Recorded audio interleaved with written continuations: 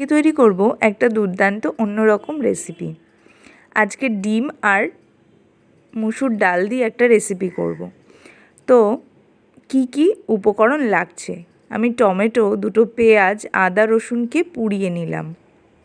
এবার আমি সেদ্ধ করে রাখা ডিমগুলোকে একটু শেপে কেটে নিয়েছিলাম। তোমরা চাইলে গোটাও ডিমও কিন্তু ভেজে নিতে পারো। আমি একটু কেটেই ব্যবহার করলাম। একটু হালকা করে ভেজে নিলাম। ভেজে না নিলে কিন্তু খেতে ভালো লাগবে না। এবার এই পোড়ানো যে মশলাগুলো, ওর মধ্যে আমি একটু ধনে গুঁড়ো আর একটু জিরে গুঁড়ো অ্যাড করে গ্রেট করে নিলাম। তারপর আমি গোটা গরম মশলা আর কিছুটা আবারও তেল, একটু শুকনো লঙ্কা, একটু পেঁয়াজ কুচি দিয়ে একটু নাড়াচাড়া করব। নাড়াচাড়া করতে করতে একটু বাবলস উঠে গেছিলো। কেন জানো তো? কারণ ডিমটা আগে ভেজেছিলাম, ওই জন্যে। তারপরে আমি মশলাটা দিয়ে নিলাম।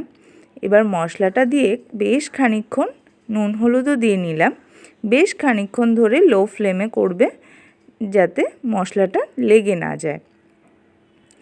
বেশ খানিকক্ষণ নাড়াচাড়া করার পর তোমরা চাইলে এখানে কাশ্মীরি লঙ্কার গুঁড়োও কিন্তু ইউজ করতে পারো। আমি করিনি, যেহেতু একটু লঙ্কাও দিয়ে দিয়েছিলাম, শুকনো লঙ্কা না, মানে কাঁচা লঙ্কাটাই একটু পেকে গেছিলো, সেই লঙ্কাটাই ইউজ করেছিলাম, ওই জন্যে কালারটা এসেছে।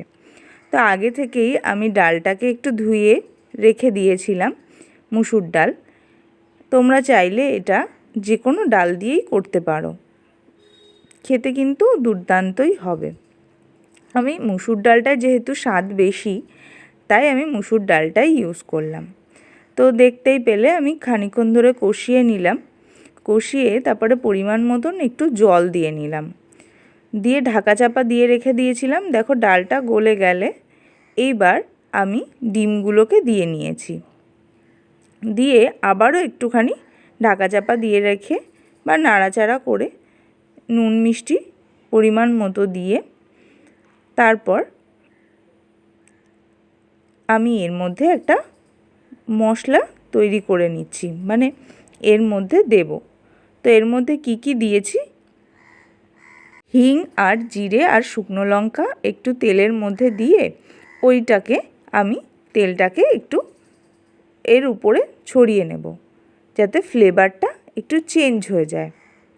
তো বলো কেমন লাগছে? এটা কিন্তু তোমরা পরোটা, লুচি, ভাত দিয়েও সার্ভ করতে পারো, কোনো অসুবিধা নেই।